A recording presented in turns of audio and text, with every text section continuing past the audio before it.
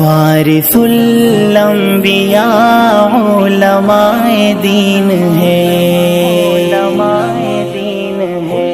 مسئلہ دین ہو۔ نکاح کے صحیح جو فرائض واجبات اور جو نکاح کی سنتیں ہیں وہ نکاح کے وقت ان سے ادا نہیں ہوتی۔ نکاح کا خطبہ صحیح نہیں پڑھ سکتے، خطبے کا خلاصہ صحیح نہیں سنا سکتے، اگرچہ نکاح منعقد ہو جاتا ہے لیکن صحیح فرائض واجبات سنن مستحبات کی رعایت کے ساتھ جب نکاح پڑھا جائے گا تو جو اس نکاح کے اندر نورانیت آئے گی وہ اس عام نکاح کے اندر نہیں آئے گی۔ وہ صحیح نکاح کی جس سے نورانیت آئے، ان کا وہ خاندان پھلے پھولے اور وہ خوشگوار زندگی، میاں بیوی خوشگوار زندگی گزاریں، وہ جب کوئی عالم پڑھائے گا تو جبھی وہ نورانیت آئے گی، کیونکہ اس نے جو قرآن کی آیات خطبہ نکاح میں پڑھی جاتی ہیں وہ صحیح طور پر پڑھے گا، وہ اس کا مقصد بیان کرے گا، اس کا خلاصہ بیان کرے گا، حتیٰ کہ موت ہو گئی۔ اب جنازہ کون پڑھا ہے؟ اگرچہ آج امامت کا شوق ہر کسی کو ہے، ہر کوئی آگے بڑھ جاتا ہے، لیکن اکثر نماز جنازہ کی ادائیگی میں لوگوں سے فرض چھوٹ رہا ہے، اور نماز جنازے میں دو ہی فرض ہیں، یہاں علماء کرام بیٹھے، پہلا فرض ہے قیام کرنا اور دوسرا فرض ہے 4 تکبیرات کا کہنا، اللہ اکبر 4 مرتبہ کہنا۔ قیام کرنا کھڑے رہنے کو کہتے ہیں، کھڑے تو سب ہو جاتے ہیں، لیکن تکبیرات امام کے علاوہ کوئی نہیں کہتا۔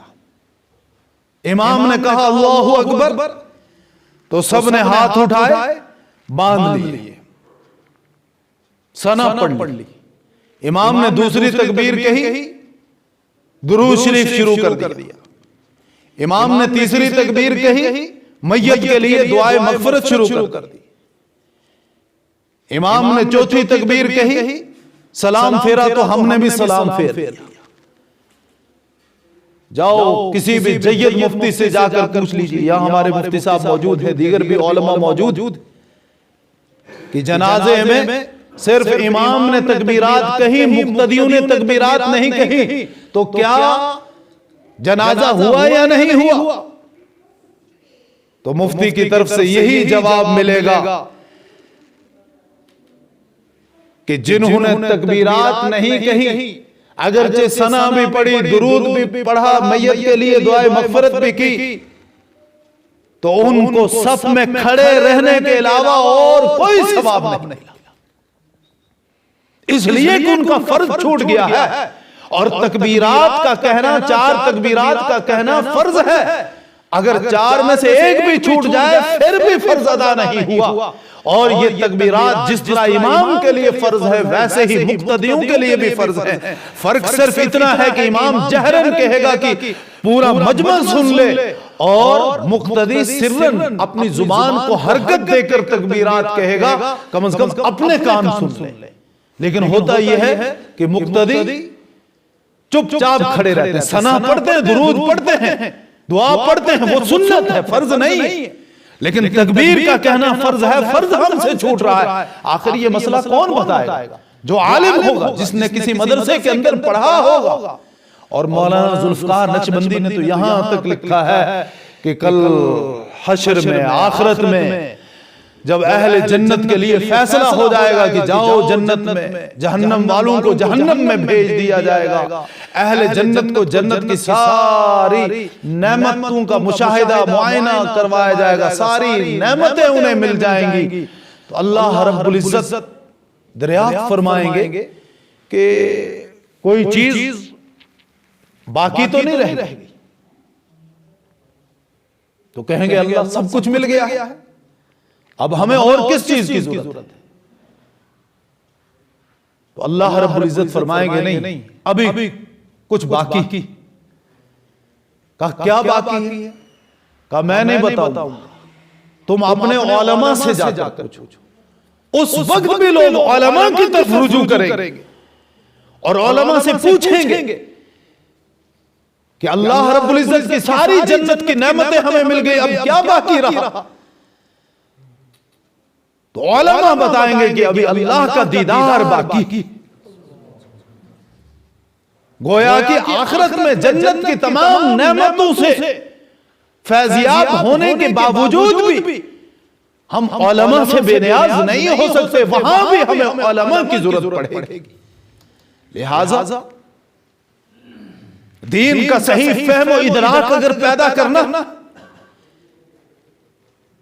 تو علماء کی طرف رجوع کرو، علماء سے پوچھ کر اس کے اوپر عمل کرو، اور اپنی نئی نسل کو، اپنے بچوں کو مکاتب اور مدارس میں قرآن کے سیکھنے کے لیے، تصحیح قرآن کے لیے بھیجو، تاکہ ان کا قرآن بھی درست ہو، اور جب قرآن کی تعلیم یہ حاصل کریں گے تو ان کا ایمان محفوظ رہے گا، یہ مرتد بننے سے بچ جائیں گے۔ ورنہ ارتداد کی لہر ایسی چل رہی ہے اور ایسی کارگزاریاں آ رہی ہیں کہ میں وہ سب کارگزاریاں، کیونکہ مائک لگا ہوا ہے، یہاں کے حالات میں آپ کو سنا بھی نہیں سکتا، صرف عقل مند کے لیے اشارہ کافی ہے۔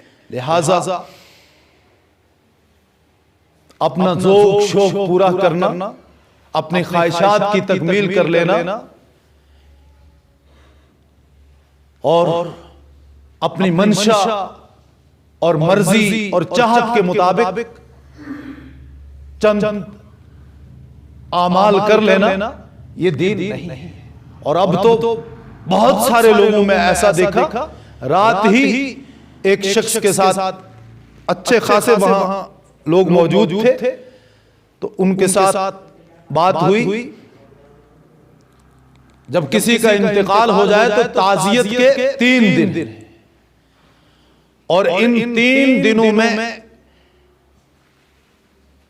جن کے ہاں تعزیت ہوئی ہے، کسی طرح کی تقریب ایسی منعقد کرنا کہ جس میں خوشی کا اظہار ہو حرام ہے۔ تو انتقال کل ہوا، کل پہلا دن تھا، آج دوسرا دن، اور کل آنے والا کل جو ہے تیسرا دن۔ یہ 3 دن تعزیت کے، لیکن چند لوگ بیٹھے جن کو دیندار تصور کیا جاتا ہے، ان سے کہا جی ہم وہ جمعے کا دن آ رہا ہے تو جمعے کے دن جو ہے اس دن ہمارے لیے یہ اس رسم کو انجام دینا بڑا مشکل ہوگا۔ ان کے نزدیک وہ رسم نہیں ہے، ان کے نزدیک وہ فرض ہے، جمعے سے بھی زیادہ اہمیت ہے، تو فرصت نہیں ملے گی، لہٰذا ہم جمعرات کو ہی اس کو انجام دیتے ہیں۔ تو جن کو دیندار تصور کیا جاتا ہے انہوں نے کہا کہ ٹھیک ہے آپ جمعرات کو انجام دے دیجئے۔ تو پھر وہ شام کو مجھے بھی دعوت دینے لگے، جب میں ان کے ہاں تعزیت کے لیے گیا کہ جمعرات کو آپ نے دعا کرنی ہے۔ میں نے کہا وہ تو دعا سے تو کوئی انکار نہیں، لیکن آپ نے یہ دعوت عام کا اس طرح یہ تقریب کا جس میں شامیانے لگائے جائیں گے، ٹینٹ لگائے جائیں گے، اور کھانے کا جس طرح خوشی میں کھانا کھلایا جاتا ہے اس طرح سے عام لوگوں کو کھانا کھلایا جائے گا۔ تعزیت کے دنوں میں اس تقریب کا انعقاد کیسے مقرر کیا؟ یہ جی انہوں نے کیا۔ اب ان سے پوچھا جن سے کیا، کہا جی وہ ہمارے ہاں کرتے ہیں نا 40واں، تو پورا 40ویں کو نہیں ہوتا ہے، بلکہ ہم 35ویں کو بھی کر دیتے ہیں، 2-4 دن کم ہوتے ہیں تو اسی میں ہم کر لیتے ہیں۔ تو ہم نے سوچا کوئی بات نہیں، یہاں بھی چوتھا ہونا کوئی ضروری نہیں ہے، تیجے کوئی کر لیں۔ میں نے کہا چوتھا، 40واں، 15واں، 7واں، ان چیزوں کا احادیث سے کہیں ثبوت نہیں ملتا ہے۔ اصال ثواب برحق ہے، میت کے لیے دعائے مغفرت برحق ہے، میت کے لیے بلندی درجات کی دعا کا ثبوت قرآن و سنت سے کئی دلائل موجود ہیں، لیکن دنوں کے تعین کے بغیر، دنوں کی تخصیص کے بغیر باقی دعا پہلے دن کرو، میت اس کا زیادہ مستحق ہوتا ہے۔ جیسا کہ مولانا پالن حقانی رحمت اللہ علیہ نے لکھا ہے کہ آج کسی کو اگر ہم میں سے ہمارے متعلقین میں سے گرفتار کر کے پولیس لے جاتی ہے تو ہم فوراً اس کی ضمانت اور اس کی رہائی کے لیے کوششیں کرتے ہیں. جو اہل تعلق ہیں، اثر و رسوخ والے لوگ ہیں، ان کے ساتھ رابطہ کرتے ہیں تاکہ اس کی ضمانت ہو جائے، اس کو رہا کروایا جائے. لیکن جب اللہ کی طرف سے اللہ کا بھیجا ہوا فرشتہ عزرائیل ہم میں سے، ہمارے متعلقین میں سے کسی کی روح قبض کر لیتا ہے تو ہم 7 دنوں تک یا 4 دنوں تک بے فکر ہو کے بیٹھے رہتے ہیں، کوئی پرواہ نہیں. اب 4 دن ہوئے، جب چوتھا ہوا تو اس دن اس کے لیے دعائے مغفرت کریں گے. جبکہ نبی علیہ السلام سے ثابت ہے کہ جب میت کو دفن کر دیا جائے اور دفن کرنے کے بعد سب سے زیادہ وہ اس وقت مستحق ہے اس بات کا کہ اس کے لیے ثابت قدمی اور اس کی مغفرت اور منکر نکیر کے سوالات کے جوابات دینے میں آسانی اور سہولت پیدا کرنے کے لیے اس کے لیے دعا کی جائے. پھر اس کے بعد پہلا دن بہت زیادہ اس کے لیے مشکل ہے، اس کے بعد دوسرا دن ہے، پھر تیسرا دن ہے. لیکن ان 3 دنوں میں کوئی کسی طرح کی دعا کا اہتمام نہیں کرتا.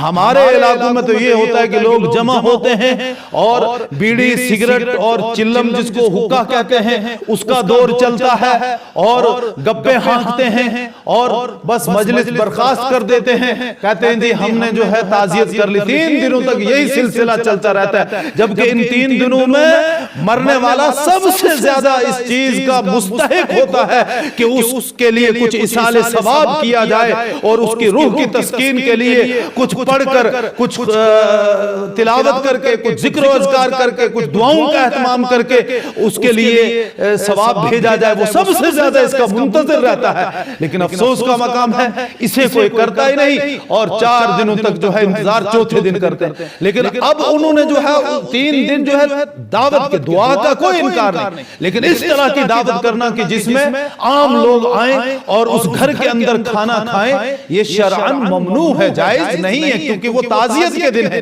اور تعزیت کے دنوں میں اس گھر سے عام دعوت درست نہیں. اب انہوں نے دیکھا شریعت کو مد نظر نہیں رکھا، اپنی سہولت کو مد نظر رکھا اور اپنی سہولت کے پیش نظر انہوں نے شریعت کو اپنے تابع کر لیا. یہ ایک مسئلے کی مثال میں نے دی، ورنہ ہزاروں مسائل ایسے ہمارے اندر پائے جاتے ہیں کہ جہاں ہماری اپنی ضرورت ہوتی ہے، اپنی سہولت ہوتی ہے، اپنی آسانی ہوتی ہے، ہم وہاں شریعت کو پسے پشت ڈال دیتے ہیں. اللہ اور اللہ کے رسول صلی اللہ علیہ وسلم کے احکامات کو جھٹلا دیتے ہیں، ٹھکرا دیتے ہیں، ان کی کوئی پرواہ نہیں کرتے. کہتے جی برادری نے یوں کہا ہے، برادری کے چودھری نے یوں کہا ہے، ہمارے بڑے نے یوں فیصلہ کیا ہے، ہماری کمیٹی نے یوں فیصلہ کیا ہے. یاد رکھیں برادری کا چودھری یا برادری یا پھر کوئی کمیٹی دین میں اللہ اور اللہ کے رسول کے سامنے کوئی حیثیت نہیں رکھتی ہے، بلکہ ہم نے زندگی کے ہر ایک شعبے میں خوشی کا شعبہ ہو یا غمی کا شعبہ ہو اللہ اور اللہ کے رسول کی اطاعت کرنی ہے. اس ان آیات کی پھر میں آپ کے سامنے ان کا ترجمہ کر دوں. اللہ کے حبیب صلی اللہ علیہ وسلم کو اللہ نے مخاطب کر کے فرمایا قُلْ إِن كُنْتُمْ تُحِبُّونَ اللَّهَ فَاتَّبِعُونِ يُحْبِبْكُمُ اللَّهُ. اے محمد صلی اللہ علیہ وسلم آپ ان سے کہہ دیجئے کہ اگر تم اللہ کے محبوب بننا چاہتے ہو تو میرے اتباع کر لو، خود بخود اللہ تم سے محبت کرنے لگے. اتنا ہی نہیں کہ تم اللہ کے محبوب بن جاؤ گے وَيَغْفِرْ لَكُمْ ذُنُوبَكُمْ. اگر تم سے کوئی خطائیں ہو گئی ہیں، لغزشیں ہو گئی ہیں، گناہ سرزد ہو گئے، کہیں غفلت ہو گئی ہے، تو اللہ رب العزت تمہاری اس غفلت و کوتاہی کو، تمہارے ان گناہوں کو بھی معاف فرما دیں گے. یغفر لکم ذنوبکم واللہ غفور رحیم. اور اللہ رب العزت بہت بخشنے والے مہربان ہیں. آگے فرمایا قُلْ اطیعوا اللہ والرسول. آپ کہہ دیجئے کہ اطاعت کرو اللہ کی اور اللہ کے رسول کی. فَإِن تَوَلَّوْا فَإِنَّ اللَّهَ لَا يُحِبُّ الْكَافِرِينَ. پھر جس نے روگردانی کی، جس نے اعراض کیا اللہ اور اللہ کے رسول کی اطاعت سے منہ پھیرا، تو پھر اللہ رب العزت ان منہ پھیرنے والوں کو پسند نہیں کرتا ہے. اللہ تعالی ہمیں عمل کی توفیق عطا فرمائے. مختصر سی دعا بھی کر لیں. اللهم صل على سيدنا محمد وعلى آل سيدنا محمد وصحاب سيدنا محمد صلاة تنجينا بها من جميع الأهوال والآفات وتقضي لنا بها جميع الحاجات وتطهرنا بها من جميع السيئات وترفعنا بها عندك على الدرجات وتبلغنا بها أقصى الغايات من جميع الخيرات في الحياة وبعد الممات يا قاضي الحاجات يا دافي البليات يا شافي الأمراض يا كافي المهمات يا حلال المشكلات يا مسبب الأسباب يا مفتح الأبواب يا منزل البركات يا منجي من الآفات يا ذا الجلال والإكرام يا أرحم الراحمين يا أرحم الراحمين يا أرحم الراحمين اے پروردگار عالم تیری توفیق سے تیری رضا و خوشنودی کے حصول کے لیے تیرے بندوں نے یہاں پر یہ تیرے محبوب صلی اللہ علیہ وسلم کی مناسبت سے اس مختصر سی مجلس کا انعقاد کیا. اے ربا اس مجلس کو اپنی بارگاہ میں بے انتہا قبول و منظور فرما. ہماری اس حاضری کو ہمارے لیے بخشش کا سامان بنا, مغفرت کا ذریعہ بنا, نجات کا باعث بنا. اے پروردگار عالم ہمارے لیے اور ہماری آنے والی نسلوں کے لیے, ہمارے نوجوانوں کے لیے, نوجوان بچوں کے لیے, نوجوان بچوں کے لیے, ہمارے بزرگوں کے لیے, ہماری ماؤں بہنوں کے لیے اس مجلس کو ہدایت کا ذریعہ بنا. اے پروردگار عالم اس وقت ہماری نئی نسل بے راہ روی کا شکار ہے, منشیات کے اندر مبتلا ہے, ارتداد کی جو چلی ہوئی لہر ہے اس ارتداد کی لہر سے اہل ایمان کی بڑی تعداد متاثر ہو رہی ہے. اے ربا ہمارے نوجوانوں کو ارتداد کی لہر سے بچا لیجیے. اللہ بے راہ روی کا شکار ہونے سے ہمارے نوجوانوں کو محفوظ فرما دیجیے. اے پروردگار عالم منشیات سے ہمارے نوجوانوں کی حفاظت فرما دیجیے. اللہ ہر طرح کی برائی سے ہم سب کی حفاظت فرما دیجیے. اللہ ہم سب کو اپنے احکامات کا پکا سچا تابعدار بنا دیجیے. اپنے حبیب صلی اللہ علیہ وسلم کے فرمودات کا پکا سچا فرمانبردار بنا دیجیے. دین کا فہم و ادراک ہمارے اندر پیدا کر دیجیے. اے پروردگار عالم قرآن کے جملہ حقوق کما حق کو ہو ادا کرنے کی توفیق عطا فرما دیجیے. اللہ قرآن سے ہمیں عملی تعلق عطا فرما دیجیے. اللہ جو قرآن کا فہم و ادراک رکھنے والے ہیں ان کا اکرام و احترام ہمارے دلوں کے اندر بٹھا دیجیے. اللہ علماء جو انبیاء کے وارث ہیں ان کی قدردانی کی توفیق عطا فرما دیجیے. ائمہ مساجد جو تیرے محبوب صلی اللہ علیہ وسلم کے منبر و محراب کے وارث ہیں اللہ ان کی قدردانی کی اور ان کا اکرام و احترام کرنے کی توفیق مرحمت فرما دیجیے. اللہ علماء جو دین کے محافظین ہیں, دین کے دائی ہیں, دین کے حقیقی سپاہی ہیں, اے پروردگار عالم ان سے ہمیں محبت و عقیدت عطا فرما دیجیے. اے پروردگار عالم جو علماء کے تعلق سے غلط نظریہ رکھتے ہیں یا عوام الناس کے اندر سیدھے سادے لوگوں میں علماء کے تعلق سے غلط فہمیاں پیدا کر رہے ہیں, ائمہ مساجد کے تعلق سے بدگمانیاں بڑھا رہے ہیں, اے ربا ان کی بھی ہدایت کے فیصلے فرما دیجئے. اے اللہ ان کو ہدایت عطا فرما دیجئے. اللہ ہم سب کو صراط مستقیم پر چلنے کی توفیق عطا فرما دیجئے. اے پروردگار عالم آج کے اس مجلس کا جن حضرات نے بھی نظم کیا ہے اے پروردگار عالم ان تمام منتظمین کی جملہ حاجات و ضروریات کا اپنے غیبی خزانوں سے انتظام فرما دیجیے. سب کی آرزوں اور تمناؤں کو پورا فرما دیجیے. اللہ تیرے بندے جو بھی یہاں اخلاص کے ساتھ آئے اور کافی دیر تک بیٹھے, اللہ جو کچھ کہا گیا سنا گیا, کہنے والا بھی یقیناً محتاج ہے, سننے والا بھی محتاج ہے. اے پروردگار عالم ہمیں اس کہنے اور سننے پر کہنے اور سننے سے زیادہ عمل کی توفیق عطا فرما دیجیے. اے پروردگار عالم عالم ہمیں اپنی عاقبت اور اپنی آخرت کو سنوارنے والے اعمال کرنے کی توفیق عطا فرما دیجئے اللہ، وہ اعمال کرنے کی توفیق عطا فرما جن سے آپ کی رضا اور خوشنودی نصیب ہو۔ اے پروردگار عالم، جن سے آپ کے محبوب صلی اللہ علیہ وسلم خوش ہوتے ہوں، ان اعمال کے کرنے کی توفیق عطا فرما۔ اے پروردگار عالم، جن کاموں کے کرنے سے تیرے محبوب صلی اللہ علیہ وسلم کو ایذا پہنچتی ہو، اللہ محبوب صلی اللہ علیہ وسلم کو تکلیف پہنچتی ہو، اللہ امتیوں کے جن برے اعمال کے ذریعے سے محبوب صلی اللہ علیہ وسلم روزہ اقدس کے اندر تڑپ اٹھتے ہوں، اللہ ان تمام برائیوں سے، ان تمام برے اعمال و افعال سے ہم سب کی حفاظت فرما دیجئے۔ اے پروردگار عالم، اس وقت تیرے دین کی سربلندی کے لیے عالم اسلام میں جہاں بھی جد و جہد ہو رہی ہو، جہاں بھی قربانیاں دی جا رہی ہیں، جہاں بھی کوششیں ہو رہی ہیں، اللہ ان قربانیاں دینے والوں کی قربانیوں کو اپنی بارگاہ میں قبول فرما، کوشش کرنے والوں کی کوشش کو قبول فرما، جو تیرے دین کی سربلندی کے لیے، تحفظ دین کے لیے، اشاعت دین کے لیے جد و جہد کر رہے ہیں، اللہ ان کے اس عظیم عمل کو اپنی بارگاہ میں شرف قبولیت کا درجہ عطا فرما،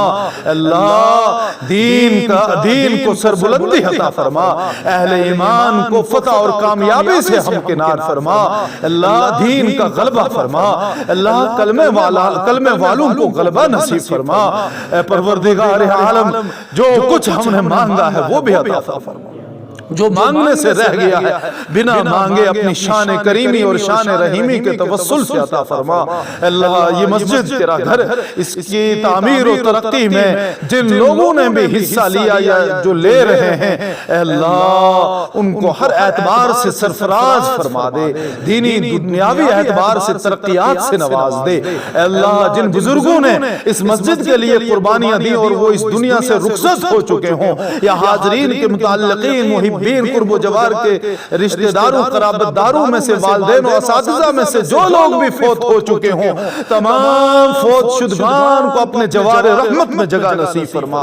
اے اللہ سب کی مغفرت بخشش اور نجات کے فیصلے فرما۔ اے اللہ تمام مرحومین کو جنت الفردوس میں اعلیٰ مقام نصیب فرما۔ اے اللہ اس علاقے میں ہمارے یہ علماء، حفاظ، یہ مدارس و مکاتب کے ذمہ داران، یہ ائمہ مساجد حالات کے نشیب و فراز سے مقابلہ کرتے ہوئے اے ربا آپ کے دین کی سربلندی کی عظیم خدمت اپنے اعتبار سے انجام دے رہے ہیں، اے اللہ ہر اعتبار سے ان کی حفاظت فرما، ان کے خاندانوں کی حفاظت فرما، ان کی نسلوں کی حفاظت فرما۔ اے پروردگار عالم اس پورے علاقے کے ایک ایک فرد کو اپنی حفاظت میں لے لے، ہر طرح کے شرور و فتن سے سب کی حفاظت فرما، مصائب و امراض سے حفاظت فرما، اتفاقی حادثات سے حفاظت فرما، حاسدوں کے حسد سے حفاظت فرما، ظالموں کے ظلم سے حفاظت فرما، شریروں کے شر سے حفاظت فرما، اے اللہ باغیوں کی بغاوت سے حفاظت فرما۔ اے پروردگار عالم جو بد نظری سے اللہ ان دین کے کام کرنے والوں کو دیکھتے ہیں، اے پروردگار عالم اللہ ان کی اس بد نگاہی سے ان کی حفاظت فرما۔ اے پروردگار عالم ہماری دعاؤں کو محض اپنے فضل و کرم نبی علیہ السلام کے صدقے طفیل سے، بزرگان دین کے توسل سے اور اپنی پاک و مقدس کتاب ہدایت قرآن عظیم کی برکت سے اپنی بارگاہ میں قبول فرما۔ ربنا تقبل منا انك انت السميع العليم وتب علينا انك انت التواب الرحيم سبحان ربك رب العزة عما يصفون والسلام على المرسلين والحمد لله رب العالمين بحق لا إله إلا الله محمد رسول الله صلى الله تعالى عليه وسلم۔